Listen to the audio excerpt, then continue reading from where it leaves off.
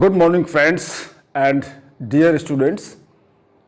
वसुधैव IAS academy के इस खास प्रोग्राम फंडामेंटल एनालिसिस में आपका स्वागत है। मैं हूं सुल्तान Samad.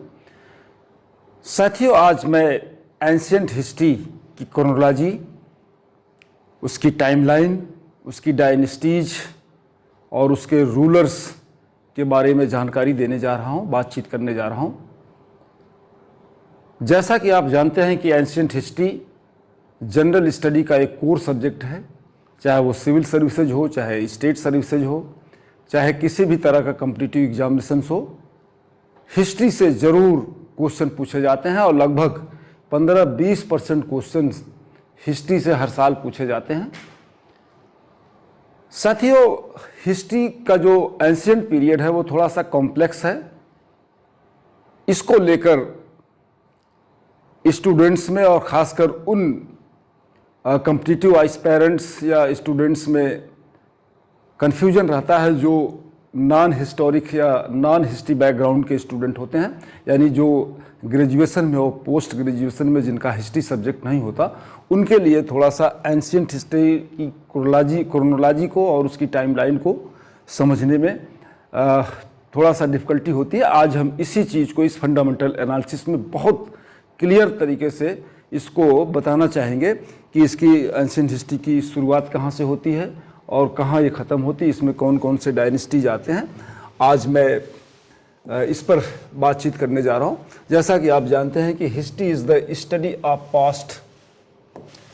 Of past of human being, यानी इतिहास मानव के अतीत का अध्ययन है। हम इतिहास के माध्यम से ही कैसे स्टेट की वर्जिन हुई, मानव का विकास कैसे हुआ, कैसे जीव जगत का विकास हुआ, कैसे स्टेट, राज, ग्राम, अर्थव्यवस्था, लिटरेचर, कल्चर कैसे डेवलप हुई, ये हम हिस्ट्री के माध्यम से ही जानते हैं। इतिहास मानव समाज की अतीत की घटनाओं का वैज्ञानिक एवं क्रमबद्ध अध्ययन है जो लिखित अभिलेखों, इंस्क्रिप्शंस, रिकॉर्ड्स, शिलालेख, स्मारक और अन्य एविडेंस पर आधारित होता है।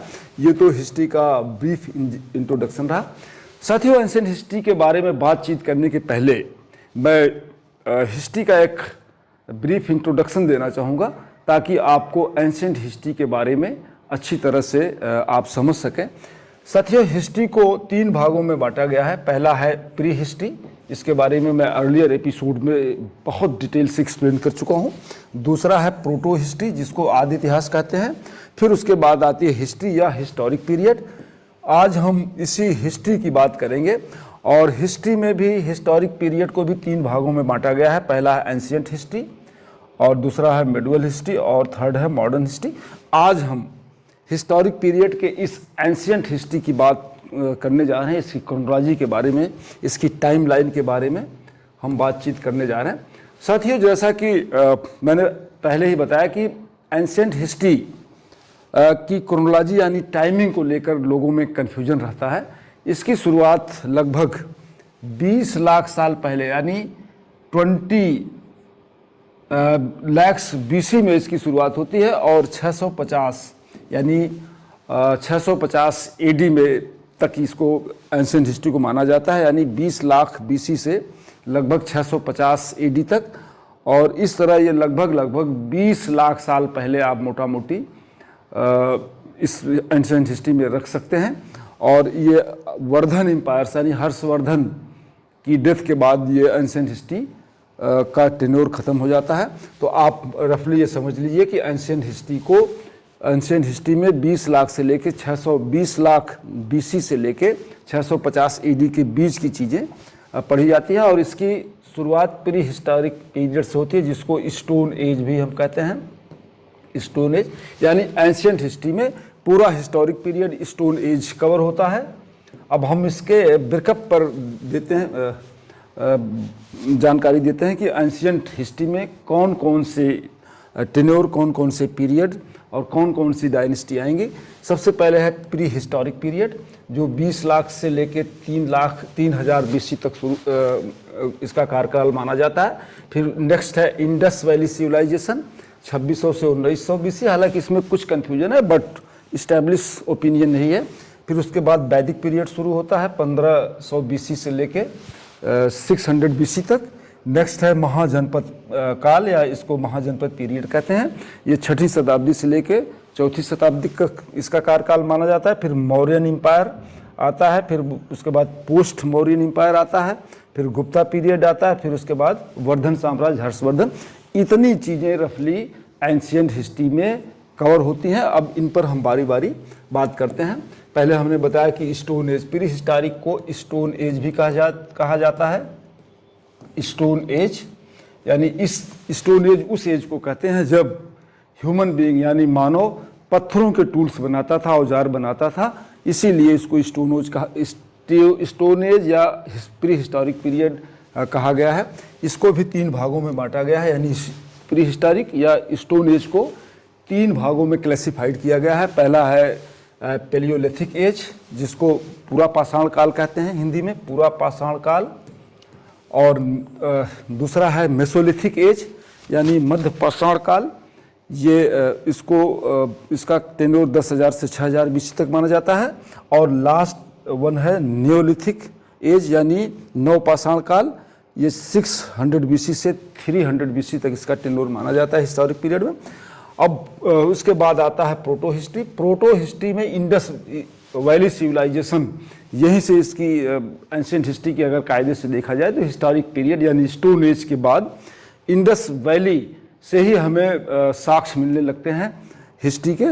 तो इसका टेन्योर 2600 बीसी से लगभग 1900 बीसी माना जाता है। बीसी एडी के बारे में हम पहले एपिसोड में आपको बता चुके हैं।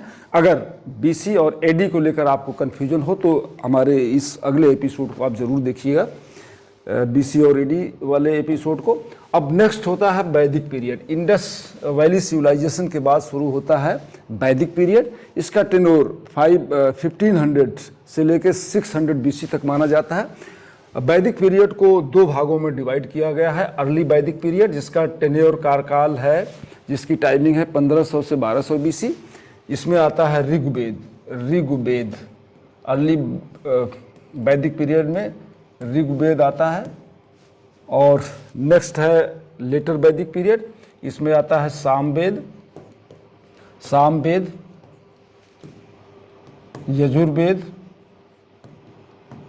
यजुर्वेद और लास्ट है अथर्ववेद। लेटर वैदिक पीरियड में ये 3 वेद मुख्य रूप से आते हैं। और इसका टेन्योर है, कार्यकाल है, टाइमिंग 1200 बीसी से 600 बीसी तक। इसमें एग्रीकल्चर, किंगडम्स, ये महाजनपदों का विकास होता है। और इस लेटर वैदिक पीरियड में जो सबसे खास डेवलपमेंट होता है वो जनपदों का गठन, यानी जो धीरे धीरे जो हमारी यूनिट्स थी, ग्राम बसे, पूर्वे हुए कबीले जहाँ बसते गए उसको ग्राम माना गया और छोटे छोटे ग्राम्स को मिला के जनपद का गठन हुआ। और इसको ये प्रक्रिया शुरू होती है 600 बीसी से, यानी लेटर वैदिक पीरियड में 100 बीसी से लेकर 6ठी शताब्दी बीसी तक महाजनपदों का विकास होता है उत्तर वैदिक काल में। और ऐसा माना जाता है कि 16 महाजनपदों के पहले लगभग 30-40 स्मॉल जनपद थे। जनपद उसको कहते हैं जहाँ यानी जहाँ कोई कबीला, जहाँ कुछ लोग बस जाते हैं जिस भूमि पर। पद का मतलब आवास, यानी जिस एरिया पर कुछ कबीले के लोग या बहुत सारे लोग बस जाते थे उसको जनपद कहा गया। और आज भी जनपद है, एक यूनिट मानी गई थी। और लगभग ये इसका जो डेवलपमेंट होता है वो 6ठी शताब्दी से लेकर 10वीं शताब्दी के बीच में होता है, शताब्दी ईसा पूर्व से। और इसीलिए इसको महाजनपद कहा गया है, जहाँ कुछ लोग कबीले की बहुत सारे लोग जिस भूमि पर बसते थे उसको जनपद कहा गया है। महाजनपद काल, इसके बाद आता है महाजनपद काल। इसका विकास जो होता है, डेवलपमेंट, वो 4वीं से 4वीं शताब्दी पूर्व यानी 600 बीसी से 300 बीसी के बीच में खोडस महाजनपद का विकास होता है। यानी जो 30 लेटर वैदिक पीरियड में जो छोटे छोटे जनपद से लगभग जिनकी संख्या 40, 50, 30 बताई जाती है, ये एक दूसरे में मर्ज होते गए। और 6ठी शताब्दी तक आते आते 16 महाजनपद महत्वपूर्ण हुए। इन्हीं को महाजनपद काल कहा जाता है। ये अक्सर पूछा जाता है प्री में और मेन में भी। तो अब आप बता सकते हैं कि छोटे छोटे जनपद लगभग 40-50 की तादाद में थे लेटर वैदिक पीरियड में, और इनका एक दूसरे में मर्जर यानी विलय हो जाता है। और 6ठी शताब्दी से लेकर 4थी शताब्दी के बीच 16 महाजनपद इंपॉर्टेंट होते हैं, और इनका इन 16 जनपद का जो उल्लेख मिलता है, मेंशन कहाँ, जो इनका जिस ग्रंथ में मिलता है उसका नाम है बौद्ध ग्रंथ का अंगुत्तर निकाय। अंगुत्तर निकाय में ही इन 16 जनपदों का डिटेल मिलता है। इनके नाम है अंग, वत्स, काशी, कोसल, वत्स, अवंती, चेदी, मत्स्य, सूरसेन, पांचाल, कुर, गंधार, कंबोज, अस्मक, वज्जी और मल। ये 16 जनपद हैं। इनको आप रट लीजिए। ये अक्सर प्री में पूछा जाता है कि खोडस जनपद में कौन नहीं आता और इनका विकास कब हुआ।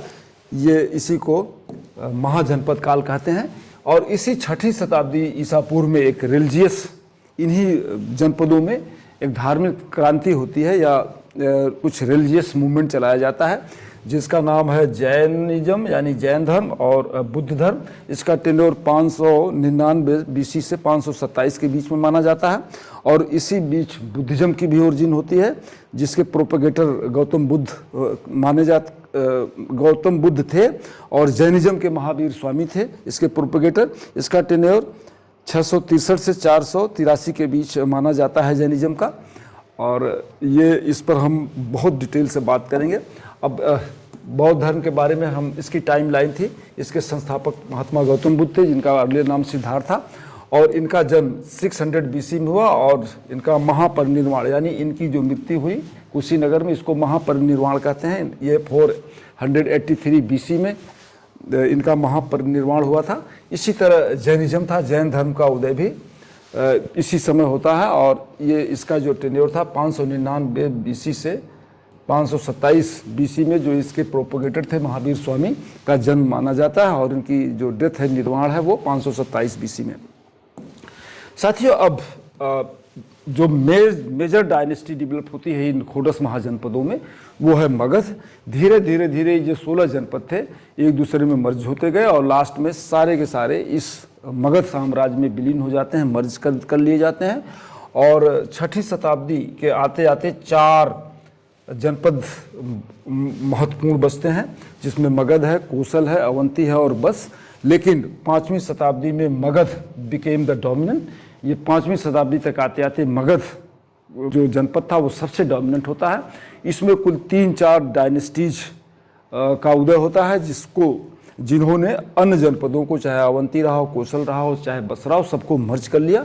और पहली बार नॉर्थ इंडिया में एक पॉलिटिकल यूनिफिकेशन होता है, एक राजनीतिक केंद्रीकरण होता है। और उस राजनीतिक केंद्र का सेंटर था मगध, और मगध की राजधानी थी पाटलिपुत्र। अभी इस पर हम बातचीत करते हैं। मगध में जिस डायनेस्टीज का 3 डोमिनेंट डायनेस्टीज के रूलर्स इस पर राज करते हैं। पहला है हर्यंक वंश, इसका टेन्योर 544 से लेके 412 ईस्वी है। नेक्स्ट है शिशुनाग वंश, शिशुनाग वंश डायनेस्टी, इसके रूलर्स, इसका टेन्योर 412 से 344 बीसी था। और लास्ट में है नंद डायनेस्टी, इसका टेन्योर 344 से 322 बीसी में था। अब हम बारी बारी बात करते हैं। पहला था हर्यंक वंश। मैंने बताया कि 544 से 412 बीसी तक इसका कार्यकाल माना जाता है, इसकी टाइमलाइन। और जो सबसे पहले हर्यंक वंश का जो सबसे पहला राजा था वो बिंबिसार था। इसने अपनी राजधानी को राजगृह अपनी राजधानी बनाया था, और इसने अंगराज को, यानी जो 4 महत्वपूर्ण जनपद थे उसमें एक अंग था, अंग को बिंबिसार ने मगध जनपद में विलीन कर लिया। और इसका नेक्स्ट था अजातशत्रु, इसने बज्जी संघ था। इन 4 महाजनपदों के बाद कुछ संघ भी अपने थे, इसने बज्जी संघ को भी पर विजय प्राप्त किया था, और इसने पाटलिपुत्र का विकास किया। इसके पीरियड में, यानी अजातशत्रु के पीरियड में, पहली बार मगध साम्राज्य या मगध राज शक्ति का केंद्र बना था, सबसे शक्तिशाली बना था। अब हर्यंक वंश के बाद आता है शिशुनाग वंश। इसका टेन्योर कार्यकाल 412 से 344 बीसी माना जाता है। साथियों, शिशुनाग वंश का जो संस्थापक था, रूलर था पहला, वो शिशुनाग था।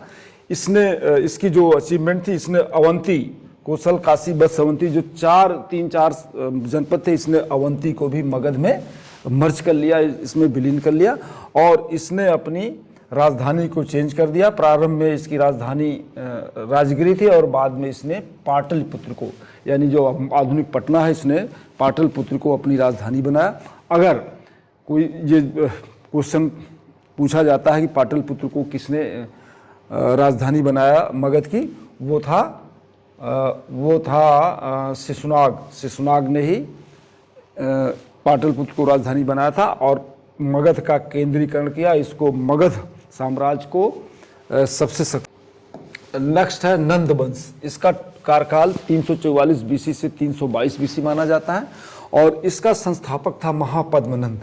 ये धनानंद इसका अंतिम शासक था। इसी को हराकर 322 ईस्वी में चंद्रगुप्त मौर्य ने सत्ता संभाली थी और मौर्य वंश की स्थापना की गई थी। अब हम मौर्य वंश पर, यानी मगध में हर्यंग वंश, शिशुनाग वंश और नंद वंश, उसके बाद मौर्य वंश की स्थापना होती है, इस पर हम बातचीत करते हैं। अब इसकी हम जो मौर्यंस यानी मौर्यों के पीरियड में जो क्रोनोलॉजी है इतिहास की, वो थी महाजनपद काल। इसमें 16 महाजनपद थे, फिर हर्यंग वंश, फिर शिशुनाग वंश, नंद वंश और उसके बाद इसी बीच सिकंदर का आक्रमण होता है और फिर उसके बाद है मौर्य वंश। ये आपको इसकी क्रोनोलॉजी आप चाहे तो नोट कर सकते हैं। जैसा कि हमने बताया कि इसी पीरियड में हाखामनी, ये एक फारसी साम्राज्य था, इसका भी इफेक्ट देखने को मिलता है। डेरियस प्रथम यहाँ का राजा था और उस जो सबसे महत्वपूर्ण इवेंट्स होती है वो सिकंदर का आक्रमण है। अलेक्जेंडर द ग्रेट का आक्रमण होता है 326 बीसी में और प्रत्यक्ष शासन नहीं पर राजनीतिक शून्यता थी और इसी के बाद मौर्य उदय की पृष्ठभूमि तैयार हुई, यानी इसी सिकंदर के बाद मौर्य वंश की जो स्थापना होती है चंद्रगुप्त मौर्य के द्वारा और कौटिल्य के द्वारा, सिकंदर के आक्रमण के बाद ही इसकी पृष्ठभूमि तैयार होती है। अब हम देखते हैं कि मौर्य वंश क्या था। This is the most important dynasty of the Magadh साम्राज्य और इसकी स्थापना चंद्रगुप्त मौर्य द्वारा की गई थी 322 एडी में, ईसा पूर्व में। इसका जो टेन्योर था 322 से लेके 298 बीसी तक, यानी 24 साल तक था और इसी को फाउंडर ऑफ मौर्य एम्पायर कहा जाता है। और इसके बाद नेक्स्ट रूलर होता है शिशुनाग। ये 298 से लेके 273 बीसी तक इसका साम्राज्य था और उसके बाद है अशोका दी ग्रेट। 273 बीसी से लेके 232 ईस्वी तक, ईसा पूर्व तक इसका शासनकाल था और इसको ग्रेट इसलिए कहा जाता है कि इसने एक रिलीजन की स्थापना किया था जिसको अशोक का धम्म कहा जाता है। इस पर हम बात करेंगे और इसके समय की सबसे बड़ा इवेंट्स थी, घटना थी, वो थी कलिंग वार और इसकी धम्म पॉलिसी। उसके बाद लेटेस्ट रूलर्स जो होते हैं अशोक के बाद, फिर दशरथ है, संप्रति है और बृहद्रथ है। बृहद्रथ की हत्या कर पुष्यमित्र शुंग, इसका सेनापति पुष्यमित्र था जिसने बृहद्रथ की हत्या कर शुंग वंश की स्थापना किया था, मैं इसको अभी बताऊंगा। और मौर्य डायनेस्टी का एंड जो होता है 185 बीसी में हो जाता है जब बृहद्रथ की हत्या उसके सेनापति द्वारा कर दी जाती है। और लेटर मौर्यन पीरियड में मैंने बताया कि दशरथ, संप्रति, शालिशुक और देवबर्मन, सतबर्मन, बृहद्रथ। ये बृहद्रथ मैंने बताया कि अंतिम था, इसका टेन्योर 187 बीसी से लेकर 185 तक था और ये अंतिम वंश था, मौर्य वंश का अंतिम वंश। मौर्य डायनेस्टी का अंतिम रूलर कौन था? बृहद्रथ था और इसकी हत्या 185 बीसी में उसी के सेनापति पुष्यमित्र शुंग द्वारा की जाती है और यहीं से इसके बाद शिशुनाग वंश की स्थापना होती है मगध में। अब ये तो रहा मौर्यन पीरियड्स। अब दूसरा फेज शुरू होता है post Mauryan period. After the decline of Maurya period, यानी जब मौर्य पीरियड के पतन के बाद द पॉलिटिकल फ्रेगमेंटेशन ऑकर्ड, एक जो पॉलिटिकल यूनिफिकेशन था वो फ्रेगमेंटेशन में यानी डिसयूनिफिकेशन में बदल जाता है और यहीं से राजनीतिक विखंडीकरण या पॉलिटिकल फ्रेगमेंटेशन शुरू हो जाता है और several regional and foreign dynasties rule the simultaneously, और इसी समय राजनीतिक सत्ता का जो विकेंद्रीकरण होता है यानी फ्रेगमेंटेशन होता है। उसके बाद कई रूलर्स, विदेशी रूलर्स और रीजनल रूलर्स भारत पर, नॉर्थ इंडिया पर राज करते हैं। अब हम देखते हैं कि पोस्ट मौर्यन डायनेस्टी में कौन कौन से शासक आते हैं, इसकी टाइमलाइन क्या है। इसमें मैंने बताया कि पुष्यमित्र पहला है सुंग डायनेस्टी, और इसका टेन्योर है 185 से लेकर 73 बीसी तक। पुष्यमित्र सुंग इसका फाउंडर था, सुंग वंश का। इसने अपने सेनापति, अपने रूलर यानी मौर्य, जो मौर्यन रूलर का अंतिम सम्राट था बृहद्रथ, उसकी हत्या किया था। नेक्स्ट है कण्व वंश, जिसका 73 बीसी से लेकर 28 बीसी तक टेन्योर माना जाता है। फिर इंडो ग्रीक रूलर्स भी यहीं आते हैं, ये 200 बीसी से 10 सेंचुरी एडी तक, बीसी तक माना जाता है इसका टेन्योर। मिनेंडर इसका रूलर था, प्रमुख रूलर। इसके बाद शकों का शासन होता है, शक क्षत्रप 100 बीसी से लेकर 400 सेंचुरी एडी तक। और इसके बाद इसका जो इम्पोर्टेंट रूलर था वो रुद्रदामन था। फिर उसके बाद कुषाण डायनेस्टी आती है 50 बीसी से लेकर 250 एडी तक। उसके बाद है सातवाहन डायनेस्टी, फिर गौतमी पुत्र सातकर्णी इसका रूलर था सातवाहन डायनेस्टी का। अब लेटर मौर्यन रूलर्स के बाद आता है जो सबसे डोमिनेंट डायनेस्टी है, वो थी गुप्ता वंश यानी गुप्ता डायनेस्टी, और इसका टेन्योर था 300 बीसी एडी से लेके 550 बीडी तक, 550 एडी तक यानी ईस्वी तक, 320 से 550। इसके जो नॉर्थ इंडिया में जो पॉलिटिकल फ्रेगमेंटेशन शुरू हुआ था मौर्य अशोक के, मौर्यन किंग अशोक के बाद या मौर्य रूलर्स के बाद, मौर्य डायनेस्टी के बाद, गुप्ता पीरियड में एक बार नॉर्थ इंडिया का पुनः पॉलिटिकल यूनिफिकेशन होता है और उत्तरी भारत में एक नई शक्ति पैदा होती है, वो थे Gupta's, recorded the golden period. इसीलिए गुप्ता पीरियड को गोल्डन पीरियड भी कहा जाता है। It marked the achievements in science, art, administration, culture के मामले में इतना डेवलपमेंट हुआ भारतवर्ष गुप्ता पीरियड में कि इसको गोल्डन एज कहा गया। इस पर हम अलग से फिर क्लास लेंगे। गुप्ता डायनेस्टी में जो फेमस रूलर्स हुए हैं, किंग हुए हैं, वो था श्रीगुप्त। श्रीगुप्त इसका फाउंडर था गुप्ता वंश का। फिर उसके बाद था घटोत्कच, इसका टेन्योर 280 से 319 सेंचुरी एडी तक। उसके बाद चंद्रगुप्त प्रथम 319 से 385।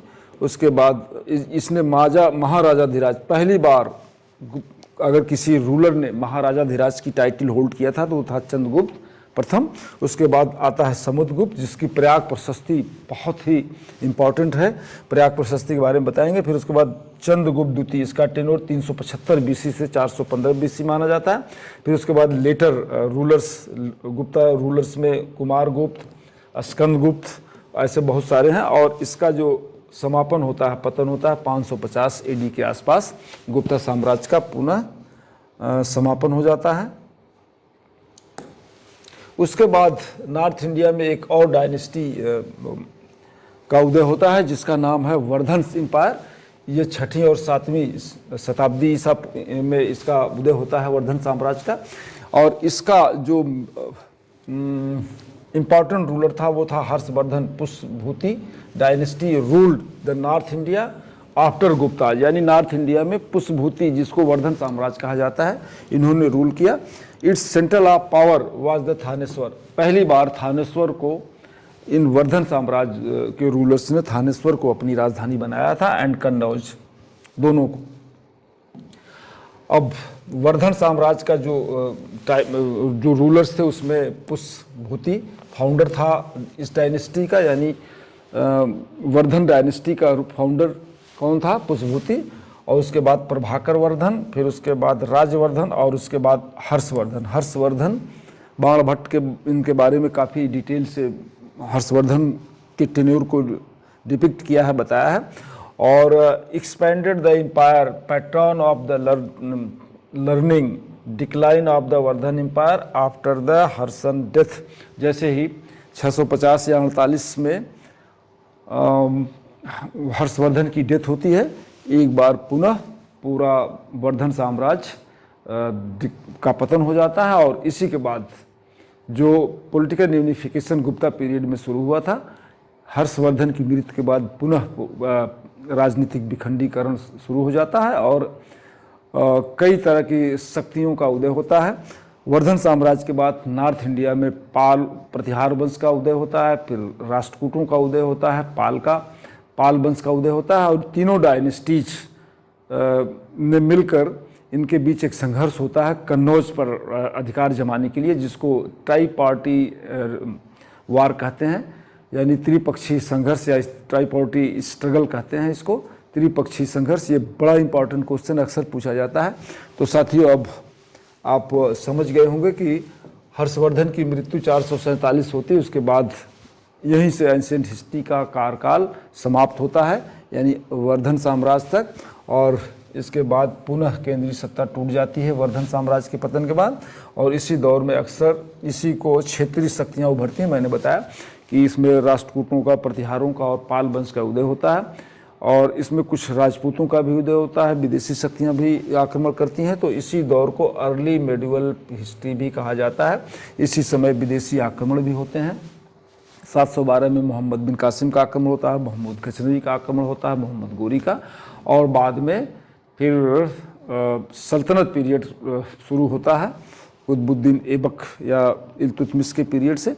ये मिडवल हिस्ट्री का विषय है। साथियों, मुझे उम्मीद है कि आप एंशिएंट हिस्ट्री को अच्छी तरह समझ गए होंगे। अगर इसको संक्षेप में डिफाइन किया जाए तो हम कह सकते हैं कि प्राचीन इतिहास की शुरुआत लगभग 20 लाख साल पहले से होती है और प्राचीन एंशिएंट हिस्ट्री में पूरा स्टोन एज यानी हिस्टोरिक पीरियड आता है, जिसमें पेलियोलिथिक, मेसोलिथिक, नियोलिथिक पीरियड, पूरी प्रोटो हिस्ट्री इसमें आती है यानी इंडस वैली सिविलाइजेशन।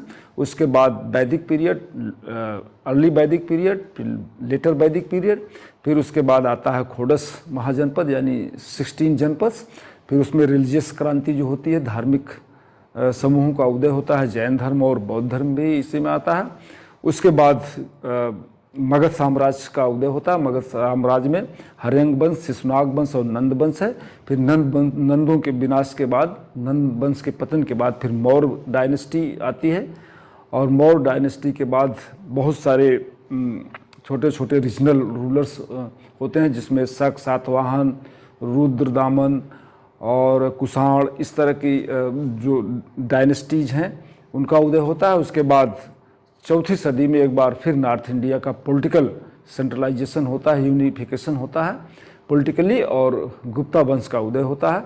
गुप्ता वंश के पतन के बाद 6वीं शताब्दी में और 6वीं से लेकर 7वीं शताब्दी में नॉर्थ इंडिया में वर्धन साम्राज्य का उदय होता है। वर्धन साम्राज्य के पतन के बाद पुनः एक बार राजनीतिक विखंडीकरण शुरू होता है और नॉर्थ इंडिया में कई क्षेत्रीय शक्तियाँ, रूलर्स और इस तरह से कई पावर्स का ओरिजिन होती है, जिसमें पाल वंश है, राष्ट्रकूट वंश है और प्रतिहार है। इनके बीच कन्नौज को लेकर त्रिपक्षीय संघर्ष होता है जो काफ़ी इम्पॉर्टेंट है। इसके बाद फिर शुरुआत राजपूतों का नॉर्थ इंडिया में उदय होता है। उसके बाद विदेशी आक्रमण शुरू होता है और यहीं से यानी 7वीं शताब्दी के बाद फिर मिडवल हिस्ट्री शुरू होती है। Thank you. मैं हूं सुल्तान समद। साथियों, अगर ये इन्फॉर्मेशन आपको हिस्ट्री, एंशिएंट हिस्ट्री पूरी क्रोनोलॉजी समझ में आई हो तो आप इसको लाइक और सब्सक्राइब जरूर करिएगा और फॉरवर्ड भी करिएगा ताकि ज़्यादा से ज़्यादा इसका लोग फ़ायदा उठा सकें। Thank you. सुल्तान समद, वसुधैव IAS अकाडमी, लखनऊ।